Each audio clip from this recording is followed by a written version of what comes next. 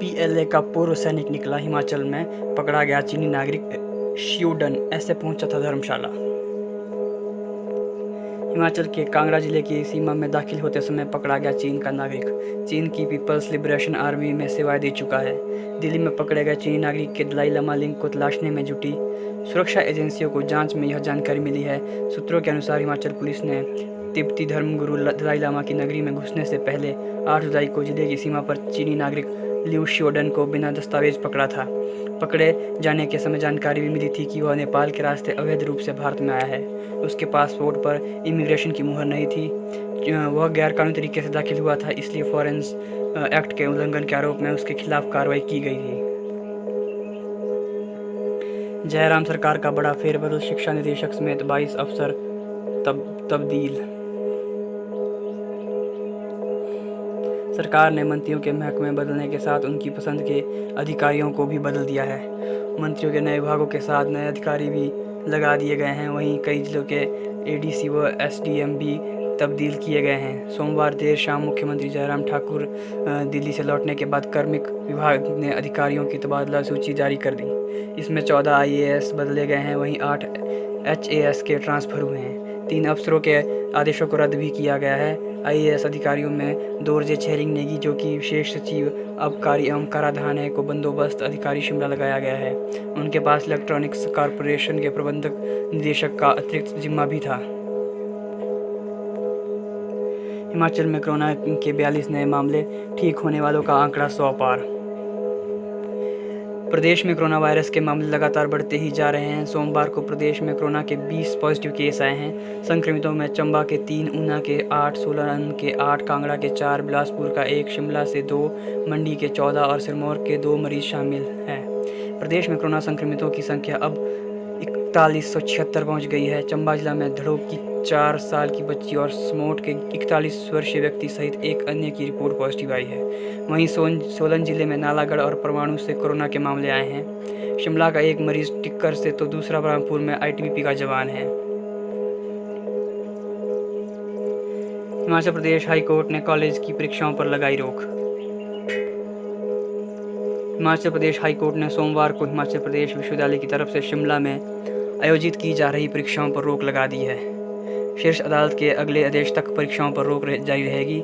19 अगस्त तक लागू एक अंतरिम आदेश न्यायमूर्ति सुरेश्वर ठाकुर और चंद्र भूषण बरोवालिया की खंडपीठ ने छात्रों और अभिभावकों की ओर से दायर की गई याचिका पर सुनवाई की, जिन्होंने कोरोना वायरस के प्रसार पर चिंता जताते हुए विश्वविद्यालय की परीक्षाओं को आगे बढ़ाने की मांग की थी।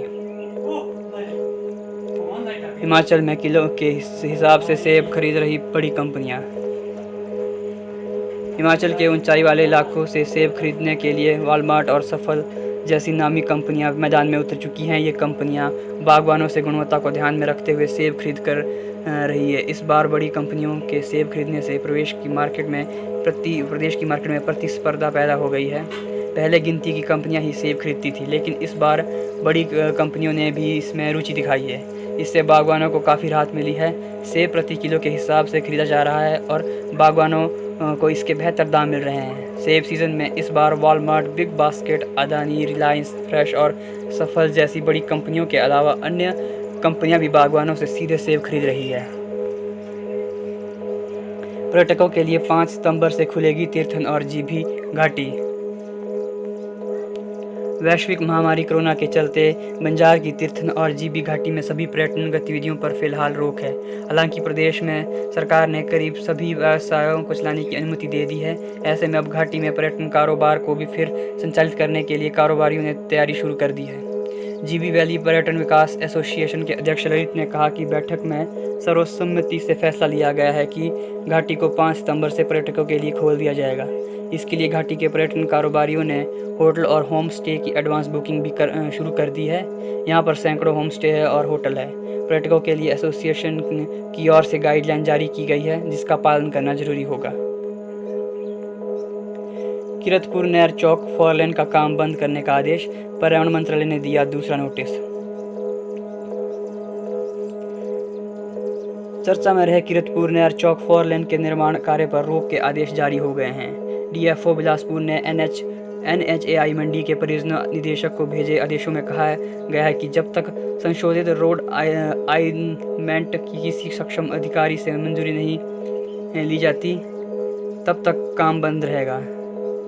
उधर 4 लेन काम बंद न करने के चलते पर्यावरण वन एवं जलवायु मंत्रालय देहरादून ने राज्य सरकार को दूसरा रिमाइंडर नोटिस जारी कर दिया है। मंत्रालय ने पत्र में कहा है कि सक्षम अधिकारी की स्वीकृति लिए बिना किसी भी प्रकार का निर्माण कार्य करना वन अधिनियम का उल्लंघन माना जाएगा। प्रदेश सरकार के प्रधान मुख्य वन संरक्षण से इस संबंध में जवाब तलब किया है।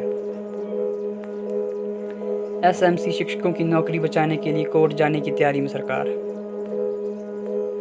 हिमाचल के सरकारी स्कूलों में बीते कई वर्षों से सेवाएं दे रहे SMC शिक्षकों की नौकरी बचाने के लिए सरकार कोर्ट जाने की तैयारी में है।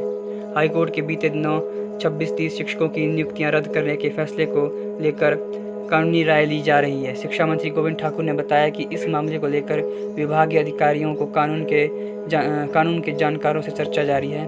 जरूरत पड़ी तो सरकार इस मामले को लेकर हाईकोर्ट जाएगी। बीते सप्ताह हाईकोर्ट ने सरकारी स्कूलों में नियुक्त SMC शिक्षकों की नियुक्तियों को रद्द करने के आदेश दिए हैं। शिक्षकों के खिलाफ आए इस फैसले को लेकर कई तरह की प्रतिक्रियाएं आ रही है। धूमल सरकार के समय शुरू हुई SMC नीति को लेकर सरकार की ओर से मजबूती से कोर्ट में पक्ष नहीं रखने के आरोप भी लग रहे हैं। राज्य स्तरीय शिक्षक पुरस्कार वितरण समारोह पर छाया कोरोना का संकट। 5 सितंबर को शिक्षक दिवस के राज्य स्तरीय पुरस्कार वितरण समारोह पर भी कोरोना का साया है। स्वास्थ्य विभाग के निर्देशों के चलते शिमला में मुख्य समारोह आयोजित करना मुश्किल हो गया है। अब शिक्षा विभाग ने पुरस्कार वितरण समारोह को लेकर 2 विकल्प देते हुए सरकार को प्रस्ताव भेजा है। अब यह सरकार पर निर्भर करेगा कि किस विकल्प को मंजूरी दी जाती है। शिक्षा विभाग की ओर से भेजे गए प्रस्तावों के पहले विकल्प में कहा गया है कि राज्य स्तरीय शिक्षक पुरस्कारों की घोषणा अभी कर दी जाए। पुरस्कार वितरण को लेकर फैसला हालात सुधरने पर लिया जाए। दूसरे विकल्प में शिक्षक पुरस्कार को ऑनलाइन करवाने की बात कही है। इसके तहत मुख्य कार्यक्रम राजभवन शिमला में होगा। चीन सीमा तक पहुंचने को ग्राम्फू समदो मार्ग का नियमित इस्तेमाल करेगी सेना। भूमि अधिग्रहण का काम शुरू। सीमावर्ती इलाकों में सड़क नेटवर्क मजबूत करते हुए भारत ने चीन सीमा किलेबंदी शुरू कर दी है। भारत सरकार चीन सीमा से बेहद करीब समदो बॉर्डर तक 202 किलोमीटर लंबी ग्राम्फू समदो मार्ग को डबल लेन करेगी। इसके लिए भूमि अधिग्रहण का काम शुरू हो गया है। तहसीलदार केलांग अनिल कुमार ने बताया कि भूमि अधिग्रहण को लेकर 2 सप्ताह के भीतर इसकी फाइल सरकार और सीमा सड़क संगठन BRO को सौंपी जाएगी। इस मार्ग के डबल लेन बनने से समदो बॉर्डर तक पहुंचने के लिए भारतीय सेना को वैकल्पिक मार्ग मिलेगा। पारछू झील के खतरे से भी पार पा लिया जाएगा। सेना अभी तक इसके वैकल्पिक मार्ग के तौर पर इस्तेमाल करती थी, लेकिन आने वाले दिनों में नियमित तौर पर इस्तेमाल करेगी।